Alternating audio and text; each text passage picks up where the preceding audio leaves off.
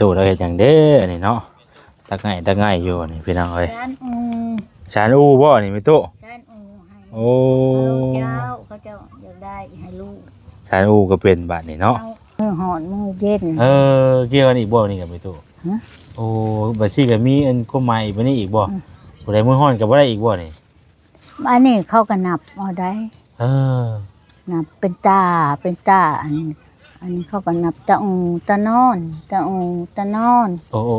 ตาอูตานอนตาอูเด้กันถือตานอนก็นอนเลยโอ้ต้องไล่แบบซี่บ่นี่น่ะตาอ้อยตานอนชานมั่วก็บ่ได้บ่มั่วก็บ่ได้อีกอีกได้แต่ว่ายังขาดแต่ห้องน้ำกับน้ำมาได้บัดนี้เนาะนี่แล้วจะเฮ็ดได้เป็นแล้วจังสิไล่ไม่ตู้บัดนี้จักแล้วคันบุญแม่มีก็ได้บุญแม่บ่มีแล้วลูกเอ้ยอยู่ไปแบบนี้แหละเนาะอยู่ไปแบบนี้แหละเฮ็ดได้มันบ่ได้ที่มันมีเนาะอยากได้ก็มันบ่ได้แล้วมันบ่มีป้าเขาร้อนไปบ่ได้เราไปตู้เนาะไปตู้อยากได้บ่อยากได้บ่น้ำกับห้องน้ำอยากได้เห็นแล้วแต่ว่าคำมีบุญก็ได้เนาะมีบุญก็ได้บุญฮ้อนยอดเถิงก็ได้บุญบ่ได้บุญบ่ฮ้อนก็บ่ได้เนาะไกลครับ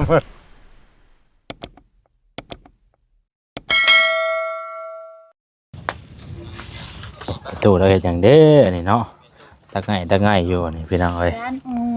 ชานอูบ่นี่มีตู้ชานอูให้โอ้เจ้าเขาเจ้าอยากได้ให้ลูกชานอูก็เป็นบัดนี่เนาะเมียว่าชานอูลูกบ่เป็นเอาเมียว่าชานลูกเอาเมียว่าชานอูลูกบ่เป็นบ่พี่น้องเอ้ยเนาะไผชานในไผนี่น่ะมีตู้ชานให้มีได้บ้านเล็กๆนี่เด้เพิ่นมาบอกมีตู้ชานอูให้บ่โอ้พี่น้องเอ้ยเขาอยู่ในเที่ยงหน้าในนี่ผู้เมียอยู่เที่ยงหน้าเขาชวนเขาพี่น้องเอ้ยทางเฮ็ดได้มีตู้แล้วกันเนาะอยู่เล็กโดยสบายดีเด้อมีตู้เด้อโอ้ยพ่อกันอีกแล้วมื้อนี้เนาะโอ้พี่น้องเอ้ยคือกับผู้ดีอันคางนี่กับผู้ดีอันกับอันนั้นเลยนี่เนาะแล้วแต่ว่าใช่จังว่าอยากเฮ็ดชูงในเรื่องตอนนั้นน่ะอยากมันถึงชูผู้ดีเข้าอยู่ได้สินะนี่ผู้ดีก้มนะพี่น้องเอ้ยเนาะโอ้ชานโดนนะบ่นี่มีโตชานได้จักมื้อแล้วนี่ชานมื้อเดียวนี่โอ้ยสิแล้วชานนี่เนาะชานมื้อเดียวสิแล้วเลยชานจังหน่อยนี่ก็ยาแล้วไผบ่บัดนี่ไผแล้วหมอนได้มันหมอนบ่ได้ดอกนี่แต่เคยชานบ่มีตู้หรือว่าได้อันนี้นะเคยชานเบิ่งหาลูกใส่ไม้ก่อนพี่น้องเอ้ยตู้แล้วก็เขาชานคายก็มีเขาบ่เอาอันนี้มีตู้เขาอยากได้ของไม่เฒ่าตัวขายในตลาดก็มีเนาะตัวขายในตลาดก็มีมันบ่ตามมันบ่คักคือของมีตู้ชานให้แล้วก็บ่ได้จบบ่ได้งามตัวเขาเจ้าทานเด็กน้อยเขาผัดอยู่ดีมีแห้งแล้วเขาจังนั่นแล้วเนาะบัดเอาไปซื้อเอามาโลดไปซื้อเอาผัดเด็กน้อยบัดจักให้จักห้องบัดนี่เนาะจักให้จักห้องฉันตัวเขาจังบ่เอาจักคือว่าแหละเนาะมันก็จักสิว่าได้ใดพี่น้องเอ้ยบางเทื่อโตที่ว่าเพิ่นชานขายบัดจักแบบไรบัดนี่เนาะอันโตเพิ่นเอาสิแม่นนั่นน่ะมามันจะต้องสิเกี่ยวกับหยังเด้บาดนี้บ่ใช่ก็ว่าบ่เป็นเด้พี่น้องเอ้ยมันก็นั่นอยู่แต่ว่ามันก็สินั่นอยู่นะพี่น้องเอ้ยแต่ว่าโตเพิ่นคานชายสารขายน้ำมัน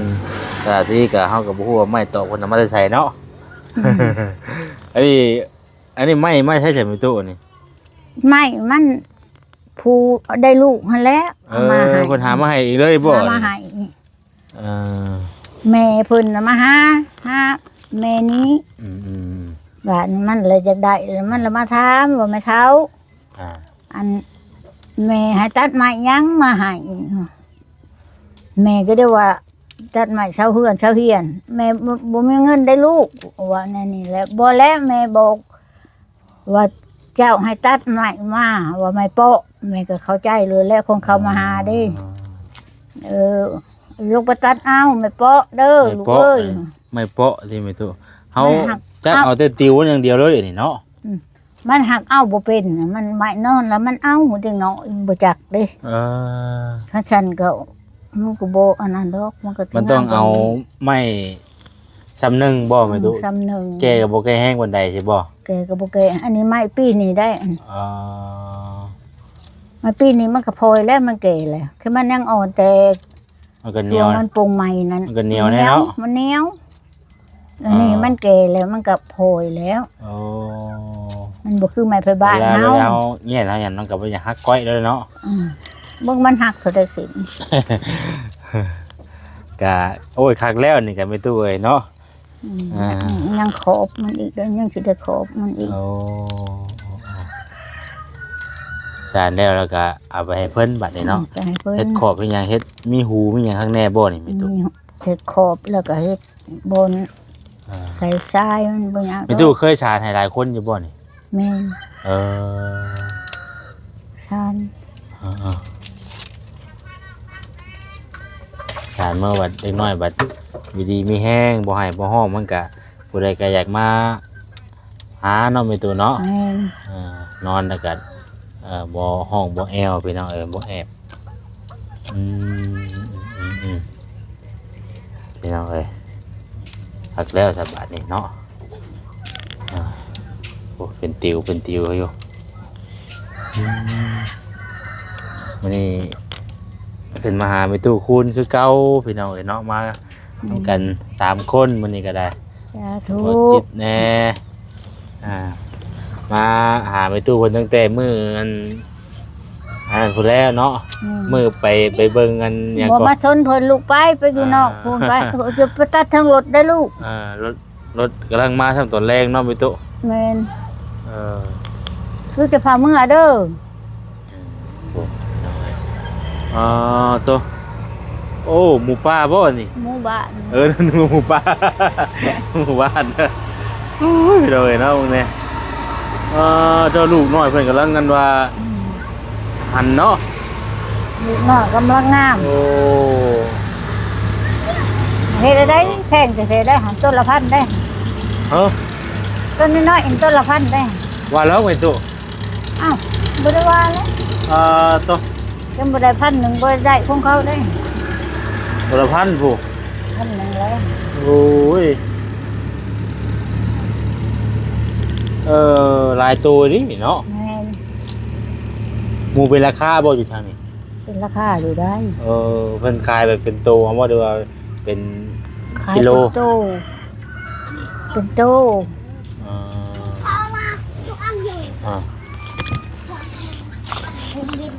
เบิ่งไปตู้ดาวเฮ็ดอันนี้ก่อนไปหน่อยเป็น ไปลินอยู่พูนบ่มาชนเพิ่นไปห้ามไป เล็กน้อยเพิ่นมาเด็ดในตู้ไปทำ ไป เนาะ ลินมาลินอยู่เพื่อนจับไปลูกไป บ่ดื้อนะหำเด้อบ่ดื้อเด้อบ่ดื้อเด้อนี่ช่วงนั้นเตะไม้ได้เด้อ ไปมาลินอยู่เพื่อนจับไปลูกไปพากันเมื่อไป ช่วงนั้นล่มได้เด้อล่มใส่ไม้ได้เด้ออย่าดื้อเด้อเอา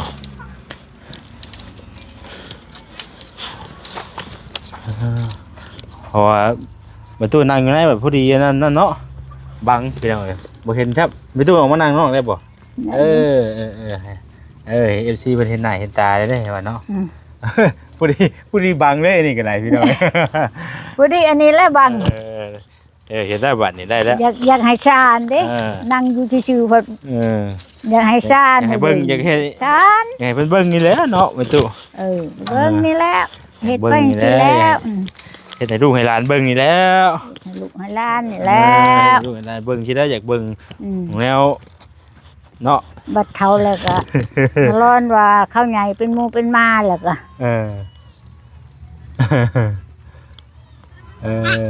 เป็นอันนี้เป็นเอาเฮ็ดอูเนาะสารซุ่มก็เป็นบ่แม่ตุสารซุ่ม บ่เป็นได้ อันนี้เฮียนเองบ่หรือว่าได้นี่นะ อันเฮียนเองก็ เออ ฉันได้อยู่สุ่มก็ฉันได้อยู่หักเตียวจักตอกบ่ได้ มันยาวเนาะ คันให้ฉันนั่นได้อยู่ เออ มันน่ะบ่ได้ เคินว่าลายยังอันนี้มันเป็นลายข้างในบ่อน อันนี้เขาห้องอันนี้เขาว่าตะแล้วได้ แล้วตะเดียวบ่นี่นะ ไปตะแล้วแล้วตามมากอก มันบริเวณว่าลายคัดได้อย่างนี้เนาะ มันไล่คัด มันบริเวณลายคัดได้พี่น้องเลยมันเป็นลายแบบว่ามันจะเป็นวงกลมเนาะ นั่นเด้ เป็นเหลี่ยมเลยเราไปตู้แล้วกับพ่อสารได้พี่น้องเลยเนาะ บ่ได้แต่ยังสาวติบเขามันก็เป็นนะ โอ้ที่ขอก็เป็นอีก กระตามันก็เป็นนะกระตามันก็เป็นเรียนแม่จักตอกบ่ได้ คือตะกาตาไปเคลื่อนพอนั่นเฮ็ดมื้อนั้นก็งามเลยเนาะ งาม เฮ็ดจ้ะเพิ่นเอาไปขายนู่นใช่ก็มื้อนั้น50บ่ 50เนาะ แม่ แล้วก็เอาให้ขายแล้วก็ได้ กระตามีจะคายอันนี้คายกระตาคายติบเขา เพื่อสิเป็นไปสิก็เดินเติบเลยเพื่อสิเอาขึ้นเพื่อสิชานคันชานมันแบนน่ะได้อยู่ชานเป็นอยู่อันชานมันโกมขึ้นมาสิได้เฮ็ดบ่เป็น ยังกล้าเป็นยังงงอยู่เนาะ จะเขียนมันขึ้นมาได้ไหนเนาะอาชามันเป็นเปไปได้ได้ยุ่งจ้ะอาชาไปให้มันแบบ ก็ถือว่ายังงงอยู่เนาะ โอ้เป็นได้ไม่ถูกเพราะว่าดูกับมียุแต่ว่าเฮาอ่ะบ่ได้ใช้แบบนี้นะผู้อู้เอาใช่นะไม่ถูกบางทีน้อยกับบางคนก็นอนอู้ใช่มันให้ใช่มั้ยเนาะอยากเปลี่ยนแบบคำว่านอนไปสิแบบมันกว้างเลยมันก็นอนดีกว่าเนาะ นอนเนี่ยเขานอนเขาก็นอน มันจังบ่ให้นะไม่ถูกเลยอูบ่หัดมันบ่ได้กว้างเด้อันนั้นอูมันหนีบเข้าวัดดิ ปกติมันกว้างมันห้องดอกมันอยู่ในผูมือให้ได้ มันอยู่ในสีมือเลยเนาะ ได้มือหอนมือเย็น เกี่ยวกันอีกบ่นี่ก็ไม่ถูกโอ้บัดซี่ก็มีอันก็ใหม่บัดนี้อีกบ่บ่ได้มือฮ้อนก็บ่ได้อีกบ่นี่ อันนี้เขาก็นับเอาได้ นับเป็นตาอันนี้เขาก็นับตะองตะนอนตะองตะนอน โอ้ตะองตะนอนตะองเด้กันถือตานอนก็นอนเลย โอ้ต้องไล่แบบซี่บ่นี่น่ะตะอ้อยตะนอน ชานมั่วก็บ่ได้บ่ มั่วก็บ่ได้อีก ก็บ่ได้อีกได้ เดี๋ยวพวกเฮ็ดหยังก็ต้องมีครูเนาะ เจ้า จังไงเนาะเนาะ ไปเฮาชาแบบมื้อสิว่าได้ที่สายไปด้วยเนาะ จานไปโลดบ่ได้แล้วมันถือตานอนตา มีตาอ้อยตานอนอีกได้บ่จิได้คือเพิ่นว่าตาเป็นตาตายตาเป็นตาตายแล้วเพิ่นเว้าแล้วตาองตานอน สิว่าท่านได้ท่านเฮ็ดโลดนี่เนาะต้องได้นับไม้นี่ใส่อีกบ่ บ่ได้นับดอกว่ามันแล้วเลยนับตามันแหละ ตอนที่เฮาห่างเฮ็ดแรกๆแล้วบ่แม่ตุบ้านเฮ็ดครอบใส่แล้วก็แล้วบ้านเพียงมาเกี่ยวแล้วก็แล้ว ว่ามันก็สิมันเพราะมันไม้มันเป็นติวมันเนาะแม่ตุโอ้อันนี้ยัง4-5 ปีนี้ยังอยู่ดอก คนสมมุติว่าเฮามีลูกคำว่ามันยังบ่เพเฮามีลูกอีกคนนึงก็ได้นั่นน่ะคือเก่ายังได้อยู่ได้ได้เฮา2คนลูกพุ่นแล้วคันผู้ใดได้ทีทำว่าผู้ใดสิได้เนาะผู้ใดมันลูก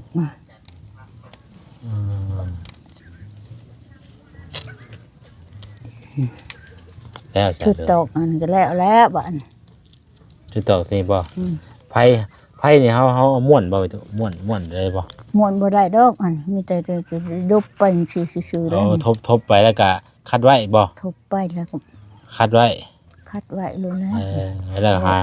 แนวเขียนบ่หาแนวเขียนบ่มันก็หาแนวเขียนแล้ว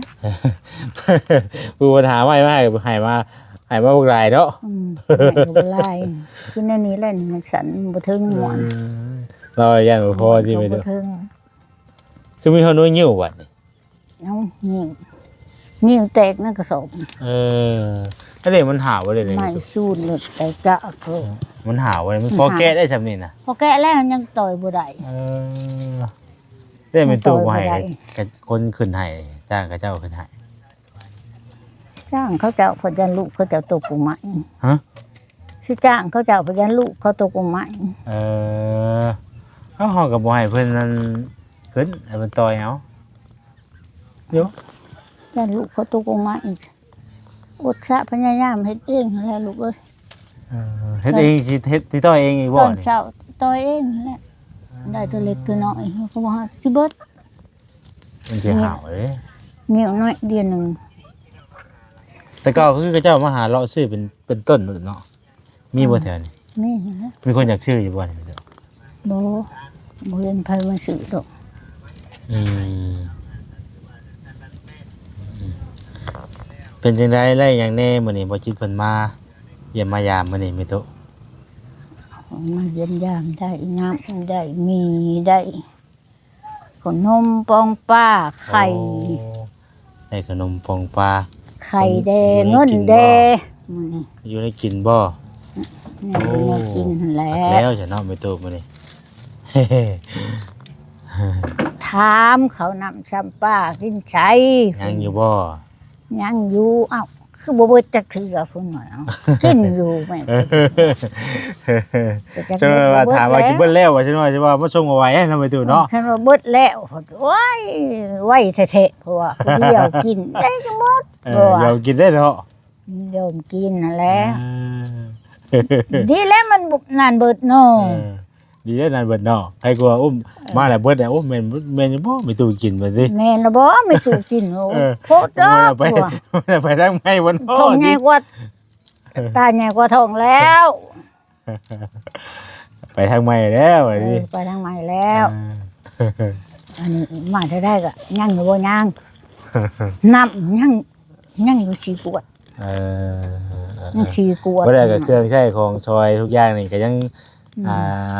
เครื่องของที่ผู้ใหญ่เพิ่นเอาให้แต่ก่อนๆเพิ่นแหละมันบ่เป็นตู้ ได้แล้ว ก็ถือว่า ให้แล้วก็พอแล้ว ใช้ประหยัดจ่ายประหยัดกินนะบ่ได้ก็เนาะ ใจ เพราะว่าคือใช่ว่าเฮา อันนี้มันเบิดมามันหาบ่ทั่วบ่ทันก็โอ้คือ ถึงหาพวกลูกก็ห้ามบ่ทันสิเฮ็ดได้ ว้าว เดี๋ยวกิน บ่ว่าได้คือหมูนะโอ้ยอาม่าละกินโลกินโล บ่ได้กินเลย แม่น เอา แล้ มาว ให้กินเบิดเลยบ่ คือบ่กินโลกินโล ไปดิ คือ เบิ่งกล้ ว่า องมาใหญ่ เป็ด ๆ เอาคือในกกไม้แค่นี้ว่ากินก็เบิ่งน้ำเบิ่งต้นแล้วเอ้ย เนาะแท้ใส่ไปเลยดีแล้วเนาะคือพวกลูกว่าวันแล้วโดนกลับมาเยี่ยมเทื่อนึงนะ โดนว่าเยี่ยม เยี่ยมยามถามข่าวเบิ่งเป็นจังไดยังขาดแต่ห้องน้ำกับน้ำมาได้บัดนี้เนาะ นี่แล้วจะเฮ็ดได้ เป็นแล้วจังสิไล่ไม่ตู้บัดนี้ จักแล้วคำบุญแม่มีก็ได้บุญแม่บ่มีแล้วก็แล้วลูกเอ้ย อยู่ไปแบบนี้ได้เนาะ อยู่ไปแบบนี้เลยเฮ็ดได้ มันบ่ได้ดิมันมีเนาะ อยากได้ก็มันบ่ได้แล้วมันบ่มี กับป้าเขารอนไปบ่ได้เราไปตู้เนาะ เออ ไปตู้อยากได้อีบ่อยากได้อีบ่น้ำกับห้องน้ำ อยากได้เห็นแล้ว แต่ว่าคำมีบุญก็ได้เนาะ มีบุญก็ได้ บุญห้อยเถิงก็ได้บุญบ่ได้บุญบ่ห้อยก็บ่ได้เนาะไกลครับนะครับมันขึ้นมาก็ยากเลยบัดนี้เนาะ คำคือนี่ยากทะเลบุญแล้ว ถ้ามีน้ำก็สิหยุ่มได้อยู่บ่นี่ ได้อยู่ดอก ได้อยู่บ่ บ่ได้ก็ได้น้อยมาชูหาวิธีเอาเลยนะคะแนนมีก่อนเนาะ ที่ไว้รู้แล้วหาวิธี เอ้ย ไว้ ว่า รู้แล้ว มีก่อนเนาะไปดูเนาะ ชูกูได้เบิ่งชูได้กูได้เอาชูเข้าบ่ยากดอก เอาจ้ะ ได้ อยากให้ไปตู้เพิ่นได้อยู่ไปแล้วนะบ่ว่าสิเป็นเรื่องของน้ำแล้วก็น้ำเนาะเพราะว่าคือเรื่องชาตินี่ก็ถือว่าโอเคแล้วบาดนี้พอได้อยู่ได้เซาแล้วโอเคแล้วทั้งเหลือแต่เรื่องน้ำเรื่องในของน้ำมันแหละพี่น้องยังบ่อันนี้คือคันว่าเป็นไปได้นะคันคือว่าได้ก็ดีใจได้ไปตู้เพิ่นบ่ได้ก็คือไปตู้ว่าและบุญเบิดเท่านี้เนาะ ได้ก็บุญเบิดเท่านี้คันได้ก็สาธุยังมีบุญคันบ่ได้ก็เบิดบุญเท่านี้ เอ้ยเนาะจะได้ใช้พี่น้องเอ้ยได้ชาติกับพอได้อยู่ได้เช้าเลยเด้ อันนี้กลางคืนได้ไปตู้ ฮะ ฮ้อนบ่โทรอยู่บ่ตัวใดๆ ฮ้อ ว่าน แล้วกลางคืนก็ ช่วง ฮ้อน เลิกๆพุ่นแล้วจะสิเย็นเนาะ ดึกๆนั่นแหละ เวลาฝนตกฝนลิ้นมากกะนั่นน่ะบ่ลมอยู่บ่ไปตู้มันลมอยู่บ่ ลมแห้ง ตีงอยู่บ่ปึ๊ดๆอยู่บ่ บ่ตีนได้บ่ตีนก็ได้ได้ แน่นเพราะว่าได้ตะปูแล้วใส่แล้วก็คือตัวนี้คือไม้ตัวนี้ก็มีแต่ไม้แก่นๆในเสาอันนี้ตัวตีนนี่คักอยู่พี่น้อง ก็คือว่ามันบ่ลมแห้งก็ได้ นั่นคือว่ากล้าว่ามัน คือว่าธรรมดา ไม้มันเหี่ยวเนาะไม้มันเหี่ยวแล้วมันตีนะเฮาก็ตอกเขาอีกเนาะไอ้ตัวไอ้ตะปูตอกเขาอีกเพราะว่ากล้าว่ามันโดน ล ไป งแห้งอีหลีแม่ก็ลงได้ลงอยู่ตารางหั่นเด้แม่ขังเรียบร้อยแล้ว ต้องมาอยู่พี่ก้อนเนาะ ว่าลงอยู่พี่เล็กใหญ่มาเฮ็ดหยังนี่ ใหญ่คือมาว่ามาเฮ็ดหยังนี่ พวกเฮ็ดใหญ่ตกอยู่เวียงจันทน์จินี่นะ เวียงจันทน์วางนึง ซ้ำก้อนซ้ำใดเด้แบบหาเบิ่งก่อน ทำมักตุ้มก็โยมันก็ใหญ่แล้วลูก ซ้ำนี่ได้มั้ยตุซ้ำนี่ได้บ่เฮ็ดมันได้ อืม เฮาบางก้อนมันเคยซ้ำนี่เนาะ บ่ได้ก่อนซ้ำนี่นั่นทางนี้ก็เคยมีอยู่ นี่ ลูก ซ้ำนี่ได้มั้ยตุซ้ำนี่ได้ก้อนบ่เฮ็ดนะ มันใหญ่ซ้ำนั่นได้ลงอยู่ตาราง ซ้ำนี่เดี๋ยวบ่เฮ็ดตกกี่ล่ะ ได้จังหวะแบบ โอ้มันรู้อยู่ไปใช้มันบวกกับแฮงกับพายุอีกว่านี่เนาะพายุดันลงมามันก็ตกก็ปังเยอะแล้วนี่ มันก็ปกเปกรู้แหล้ว ขนาดเสียงพลก็ยังบ่แฮงเนาะ โอ้ ขนาดมีเสียงมีพลก็เดี๋ยวจะว่ามักเฮ็บบ่มันแฮงรู้บ่แล้วมันหยังก็ได้ เสียหายนะหลายเมื่อกี้นี่นะพี่น้องเอ้ย แม่น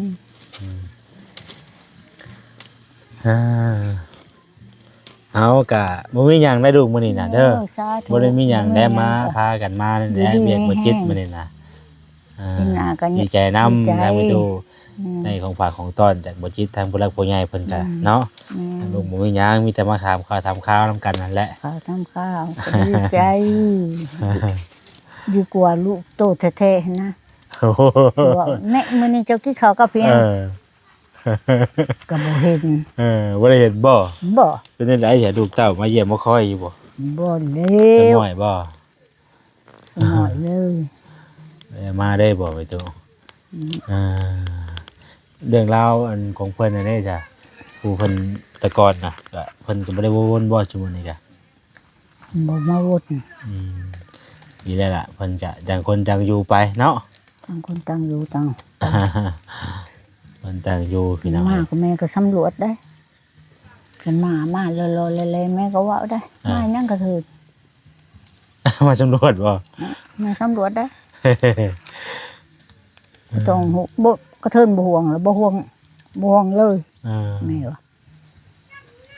แม่เว้าแน่นั่นเลยได้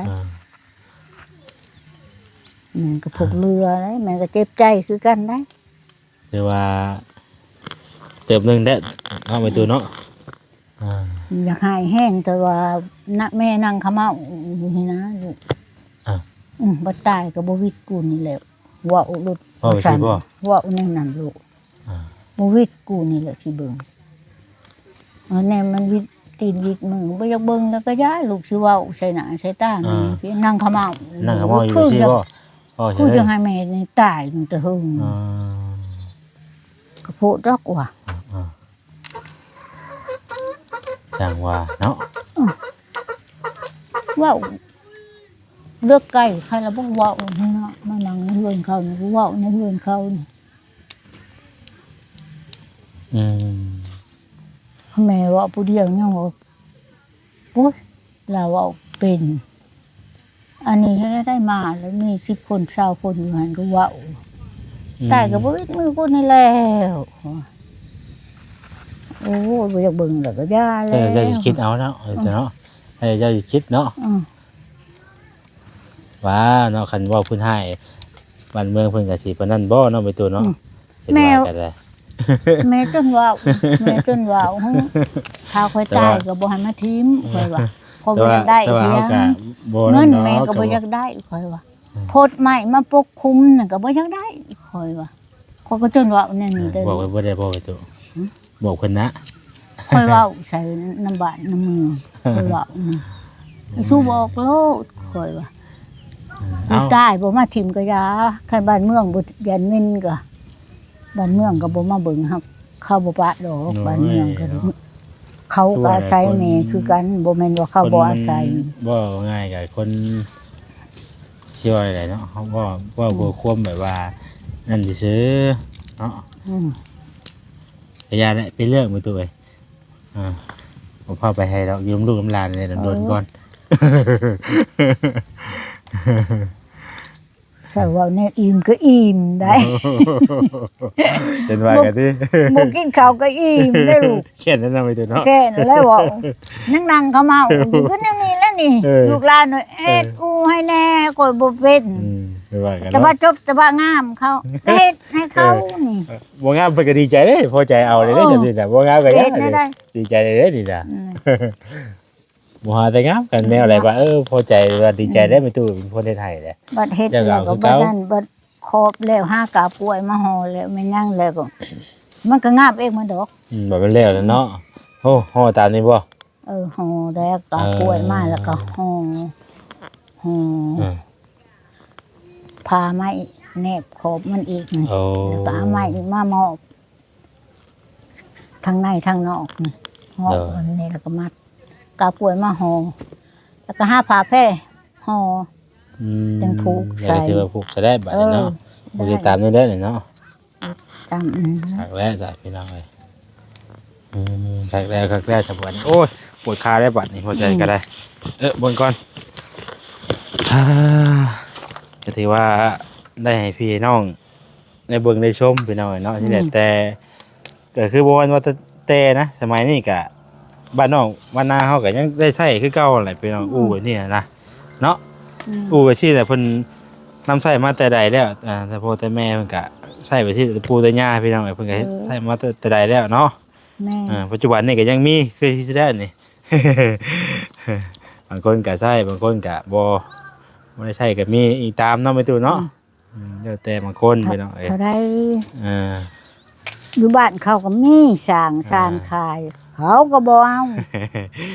ยังจักได้ชี้มือไม่เท่า ได้สิวิว เอา ตู้ มา ดิ เอาใหม่มาไม่เท่าอะ เฮ็ดได้เนาะ เฮ็ดให้ก็อันนี้แหละมันนั่นก็ เขาได้คงกินก็ไม่เท่าได้ว่าแม่สิเอาเงินเอาคำเขาอันนี้ก็บ่ได้บ่ เฮ็ดให้เนาะ เฮ็ดให้แน่เขากลุ่มลูกกลุ่มเต้าเขาเลยพ่ออยู่ดีไม่แห้งเลยยา ดีได้เวลาเอ้ยเอาก็สำนั้นเด้อไปตู้เด้อขอบใจละลายเด้อทางลูกก็สิ สา ได้ ธุอยู่ ไป ดี กัน ไม่แห้ง กลับกันเดินทางกลับแล้วบัดนี้ ครับ มีแห้งไปตู้ก็ได้เด้อ เจ้า โอ้ราชาญไปทางมาก็จะชิเดียวเด้นี่พี่น้องเอ้ยเนาะเอาสบายดีเด้อไปตู้เด้ออยู่ดีมีแห้งโดย ไปสันมากกับมืออื่นก็แล้วพบแล้วก็แล้ว แล้วเนาะไปซะพี่น้องเอ้ยลำลาไปก่อนโอ้เนาะสะออนแต่สาวเพิ่นงามก็รอบบัดนี้เนาะแล้วไปตู้มาจิกบ่นี่ครับพี่ตู้อันนี้นะอ๋อแกนเป็นแกนบาทนี่เนาะนี่แหละพี่น้องเอ้ยเนาะคือเรือนชานของทางมิตู้เพิ่นก็ยังแต่ห้องน้ำบัดนี้พี่น้องกับน้ำมันได้เนาะที่ว่าก็แล้วก็นี่แหละเอาน้ำจากเฮือนนี่แหละมาใส่ไปก่อนแล้วก็บ่ได้ใส่กับห้องน้ำของในก็ยังบ่สะดวกปานใดของน้ำของในนั่นแหละล่ะเด้อเนาะนี่ไม่ต่อเราก็เก็บไว้ประมาณนี้แหละเอาพี่น้องอยู่ดีมีแห้งมาจุกูสุกคนเด้อพี่น้องเด้อเนาะวันนี้ก็ไปเข้ามาหาเยี่ยมยามทั้งมิตู้เพิ่นก็ดีมุกดีใจเพิ่นก็อยู่งงๆแง้มๆไปนี่แหละพี่น้องตามภาษาเฒ่าเพิ่นเนาะหาแนวเฮ็ดกระปอกกระแปกไปนั่นแหละ ดูเท่าได้นี่พี่น้องบ่อยู่ซื่อเพิ่นก็ได้เนาะเอาลำลาไปก่อนอยู่ดีมีแห้งบ่จุกูสุกคนเด้อพี่น้องเด้อเราสำหรับคลิปนี้ลำลาไปก่อนแล้วสบายดีพี่น้องเอ้ยเนาะ